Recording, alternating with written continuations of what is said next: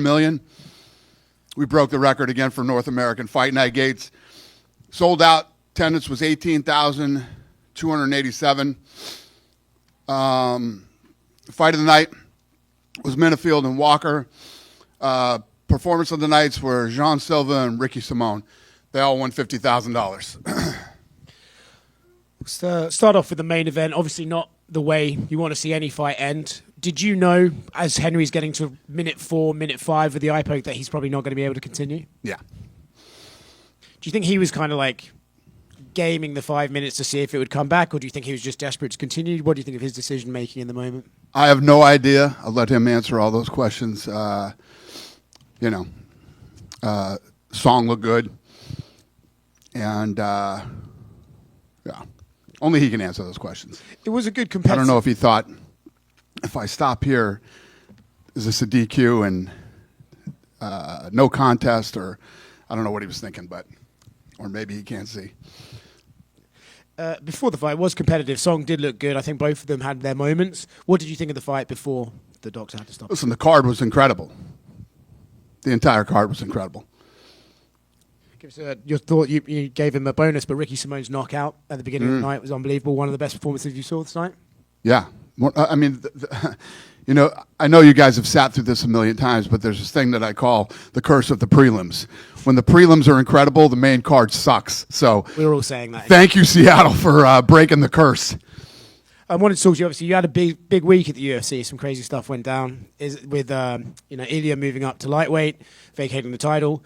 You weren't able to announce it then, but is it safe to say that Ilya Islam is the fight that we're sort of working towards, or could he be fighting? There's still other possibilities. So there's a lot of shit going on right now. Yeah. Otherwise, I would have said. Did he vacate the belt, or did you guys say, if you're moving to lightweight, then we don't want to hold up the featherweight division? No, he did that. He said, I've done everything I can do here. I'm ready to move up. And he vacated it. He said, I shouldn't be holding up anybody's opportunities. And, it's always, I respect when guys do that. Diego Lopez said in an interview that the UFC are going to try and sort of stop double champs from happening in the future.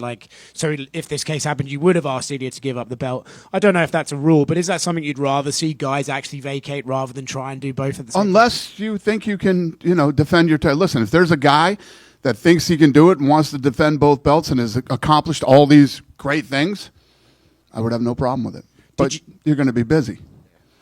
Did you think he had more work to do at featherweight? Were you okay with his move, or did you think, I think that he felt he had done everything with the guys that he beat. If you look at who he beat and how he beat them, right? And I don't think he loved making that weight anymore. And then just talk to us about how Bilal ends up fighting Jack Della Maddalena, how you had to reshuffle all that, and your thoughts on that fight coming up.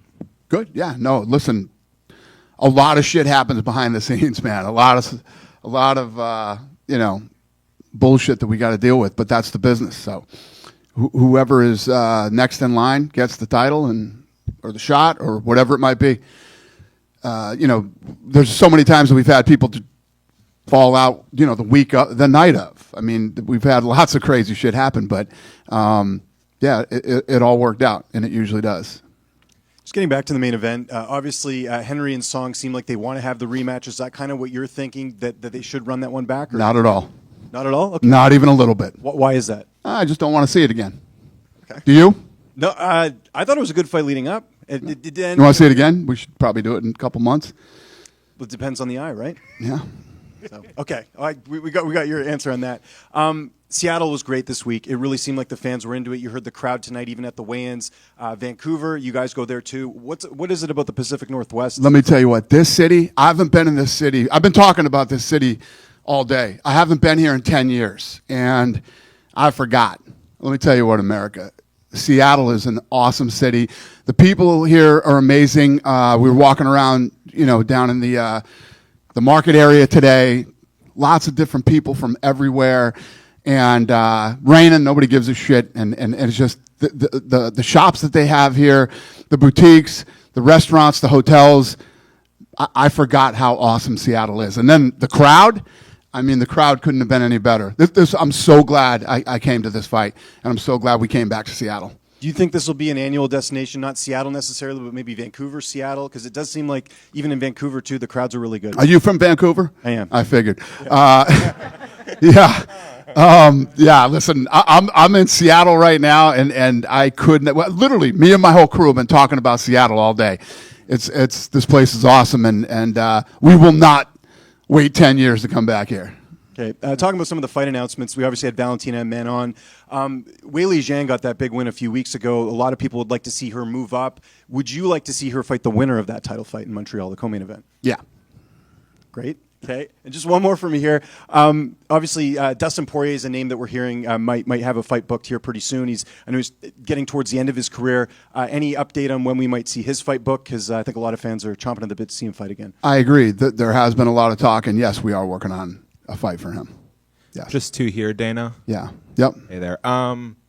Regarding the super fights and the champ stuff, I feel like in the past there had maybe been more eagerness or enthusiasm about booking these super fights, whereas now, like when we even talk about Alex Pereira moving up or Dricus, you seem to want these guys to focus on their divisions. Has there been any sort of philosophical change in the matchmaking process about keeping guys in their divisions? I mean, yeah, unless you've really wiped out a division and you know, like John Jones, who was in lightweight forever and then moved up to heavyweight. Ilya, I get it. It makes sense, you know. When I, like I said, who he's beat and how he beat him, and now he's tired of making weight and wants to move up to 50, totally makes sense. But no, I'm definitely Weili Zhang that just asked me. She's accomplished just about everything you can accomplish in her weight division, and I don't have a problem with it, you know. But I haven't. The philosophy hasn't changed. It's just on a case-by-case basis. And then I saw a headline going around an interview Dan Hooker did with Submission Radio where he seemed to suggest that Justin Gaethje had asked for and been granted a 3-round fight instead of a 5-round fight. Is there any truth to that? Yeah, I don't know. Okay. Dana, over here. Obviously, eye pokes have been a problem for many, many years. You tried to solve them with new gloves, and they're going to be in the sport. But like a significant eye poke like that, do you believe a point should have been taken? If you thought it was intentional, if you thought he intentionally poked him in the eye, do you believe it was intentional? Yes. Why would he poke him in the eye? He was doing pretty well. If he was getting his ass whooped and poked him in the eye, you could probably make the argument. But you're not sure it wasn't intentional. No, it didn't. What's your last name? Cejudo? Jimmy Cejudo over here thinks it was an intentional eye poke. It didn't seem. No, yeah, I get your point, but it was fight altering, right? So, yeah, I mean, yeah. Yeah, listen, eye pokes are never good, but like you said, they happen a lot, and fights do continue after eye pokes. I mean, I don't know. I'd have to look and see how many fights were actually stopped due to an eye poke. Not many. Right. Fluffy Hernandez picks up a big win. Seems like he's getting up there, man, to a top contender. What did you think of his performance? Who did you say? Anthony Hernandez. Yeah. Yeah. You know, I was surprised with that fight at how big the odds were. You know what I mean? That he was that much of a favorite in the fight. And when the fight started, Allen looked like the odds makers were very wrong, but it flipped and turned around, and yeah, he won a big fight tonight, beating Allen. John Silva, it seems like you guys have like a superstar in the making with this guy. He's just kind of a madman. Definitely a madman. What are your thoughts on him? Yeah, he's fascinating, that's for sure. Sean Shelby is a big believer in him and thinks very highly of him. So does that mean that maybe he gets like a top 50? Listen, when the matchmakers love you like Sean Shelby loves him, it's never a bad thing. He did call out Bryce Mitchell. Do you like that fight? I bet there's a lot of people that do. I don't know. We'll see. And then on the prelims, Austin Vanderfort's opponent pushed him after the fight. Yeah. I just kind of want your thoughts on that. And also, obviously, Paul Daly got banned so many years ago. Has policy changed like that? Or He punched. Paul Daly punched. Right. Koscheck in the face. Listen, yeah, it's never good when you go over it, but I don't know why he went after him. I understand he was upset with the referee. And when you watch that fight, if you look, I get why he was upset. He was blocking a lot of the shots. He was blocking. He was still trying to get out of there. And as soon as the fight was over, listen, if a guy is taking a number of just unanswered shots and he's laying there on the ground, he was defending and moving around. And so I understand why he's upset, but yeah. Listen, you know how we are here. He went over and pushed the guy. What should we do? What Paul Daly did was completely different. You just had you had 3 5-minute rounds to punch this guy in the face, and you couldn't. So you're going to go over and punch him in the face after the fight when he doesn't expect it? That's why that was done. He went over and pushed him. We aren't those guys. But with that being said, if a fighter does get physical after a fight, is that something that you can still lose your job over? You should see what goes on back here after the fights. You guys would fucking be crying forever if you knew what went on.